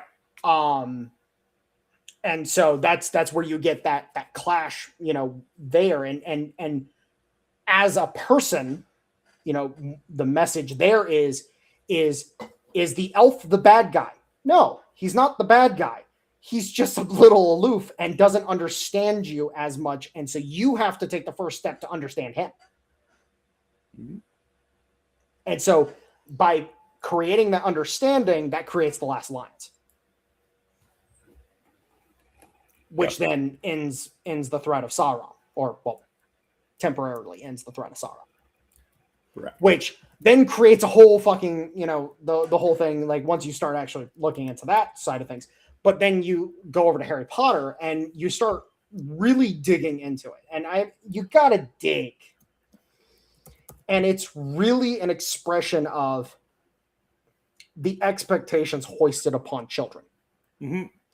The expectations hoisted upon the ability for children to actually live up to those expectations. And you start to realize, like, the world of wizardry is fucking insane. They basically expect in the wizardry world that a 12-year-old needs to act like an 18-year-old. Right. That an 18-year-old needs to act like a 40-year-old. Huh. Because they view themselves on this totally different level when it comes to the world than what they call muggles. And then you start to really, really think about it further, and you start to realize, like, then you start talking about the influences on the children. Mm-hmm. And as you really look into it, all the Death Eaters, for example, all the Death Eaters come from these ostracized families. Like, every single one of them. They're all from the ostracized families within the wizardry world. And most of these families, they lurk in the dark corners of the wizardry world. And then you have the front-facing wizardry world, the people that are going to Hogwarts and so on and so forth. And then you start to realize, like, oh, like the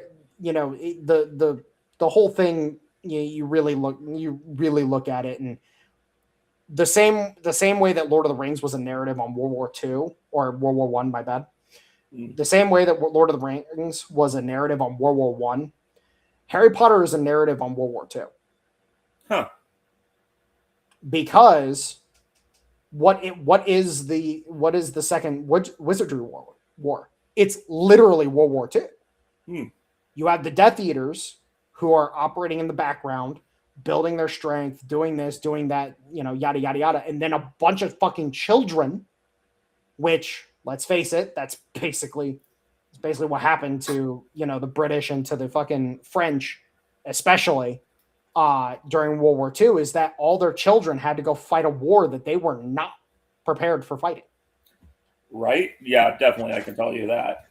Which is why they were, Montgomery was, the way he acted as a commander, being as cautious and as calculating as he was, it was because of the political pressures from home of, if I accidentally get a division wiped out, the entire government could collapse back home.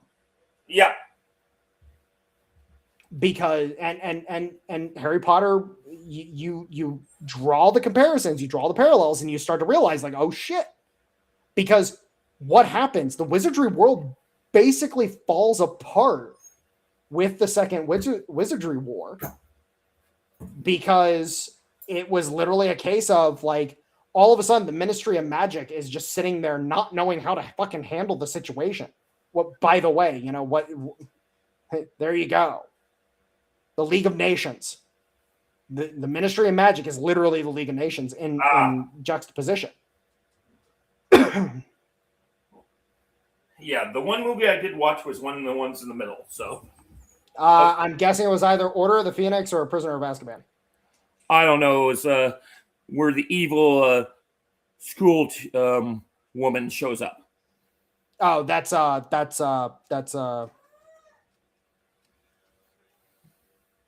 is that Order of Phoenix? Maybe. It's yeah, that's Order of Phoenix. One of my roommates, who I had a total crush on, was watching it, so I sat down to watch it with her. But no, like that's the thing, though, is that, at the end of the day, you start drawing the comparisons. You have a bunch of kids that are expected to fight a fucking war that was not their choice. Right. Was not their war. Mm-hmm. But because of the actions of others, they were forced to fight it. And many of them fucking died as a result. Mm-hmm. Like I hate the fact that that several characters died the way they did. But at the end of the day, once you look at what those characters represent, it makes sense why they died in the story, because then it's like, oh shit. Because, like, for example, Sirius Black, his death, that fucking hit me, because me personally, I'm like Harry already lost his parents. Like, you're gonna do that to him? Like, fuck. But he was the mentor. He was the rock that actually kept Harry sane. And then you see the very dark drop that Harry takes as a character. And it's not until you really see the formation of his relationship with Jenny, which, their relationship, I love the fact that they really actually Like, thank you, J.K. Rowling, for giving me that, please, dear God. No, I absolutely love. Like, I hated the idea of Harry and Hermione as characters together. I hated it because they were just such distinctly different people as characters. It was just like no. Well, in the movie I watched, he ends up with some Asian chick. So. Oh yeah, that's Order of the Phoenix. That's Order of the Phoenix. But no, like in the case of and mind you, I'm speaking, through the entire series. But the point is that then it's like you see him kind of stabilize once he affirms the relationship with Jenny as a rock within himself, and then you watch as he's he says, okay, somebody's got to do it, somebody's got to fight it, that's going to be me. And it's a different type of situation to what you get from Lord of the Rings. In the case of Harry, if I had to draw comparisons to Harry to a Lord of the Rings character, do you know what character I'd compare him to? Nope. Frodo. Huh. Okay. Somebody's got to. I know like I said, I know very little about Harry Potter, but that's fine. I can see that the mentality is the same. Somebody's got to do it. Yeah, it's the same thing. And then Ron, it's very easy to show who Ron relates to. It's fucking Sam. Of course. Yeah, that is someone who's read The Lord of the Rings can see that. Direct comparison. And mind you, Sam and Ron are the two characters that when their call is made, they fucking step up and they fucking do it. Good for them. No matter how fucking terrified they are, they're like, you know what? Fuck it. We ball.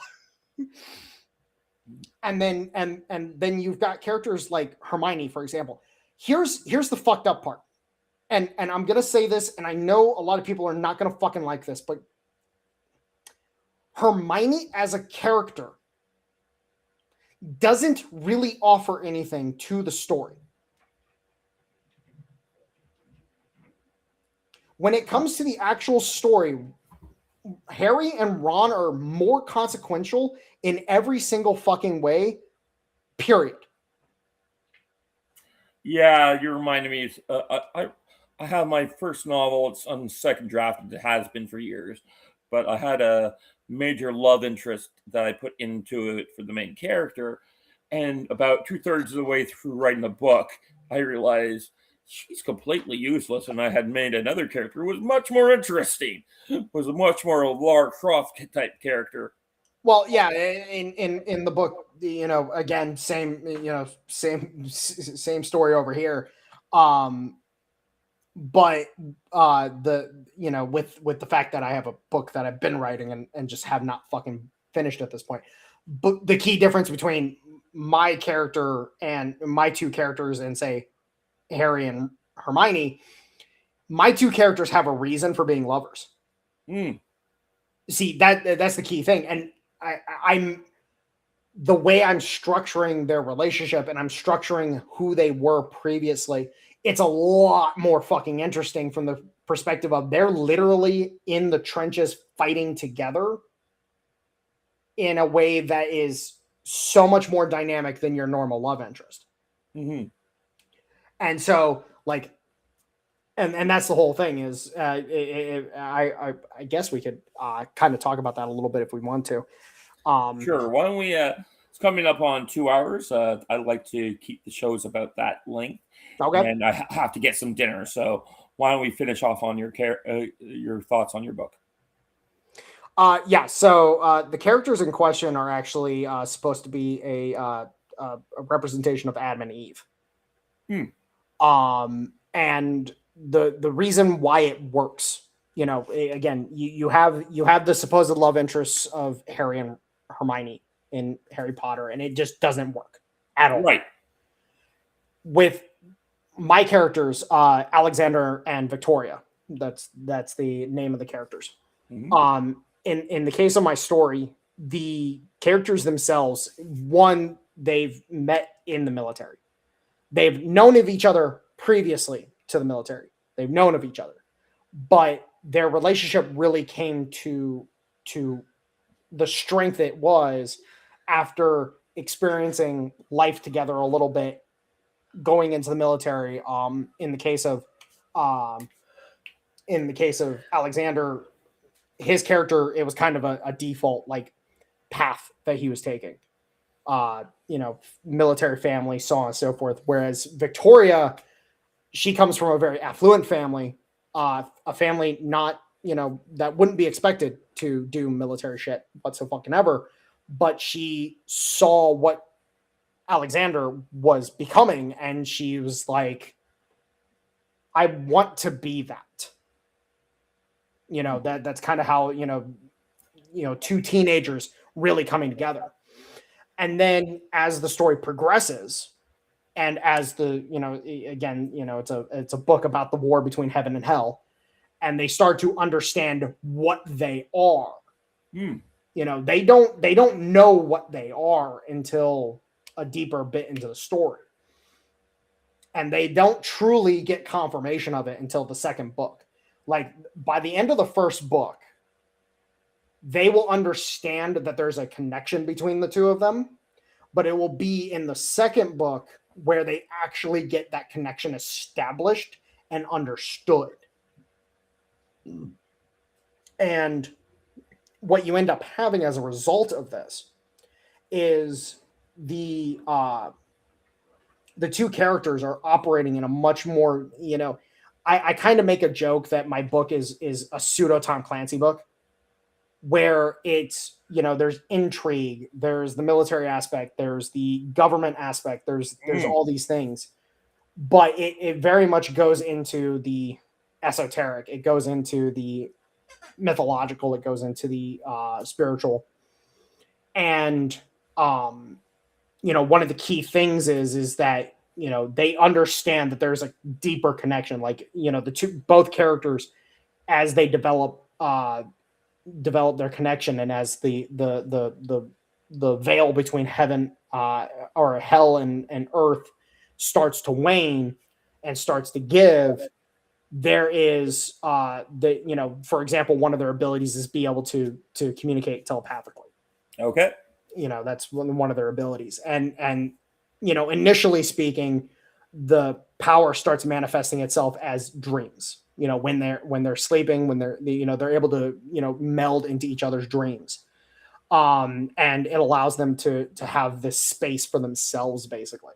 And then as time goes on, as they start to encounter more and more of this demonic energy, their powers start to come forward, where it's like, I'm not doing anything like super strength or anything like that. Yep. But it's more the connection between the characters. It's more the fact that these two are meant to be a thing together as one, and they are meant to usher through the rest of humanity forward in a way that is similar to the biblical story of Adam and Eve.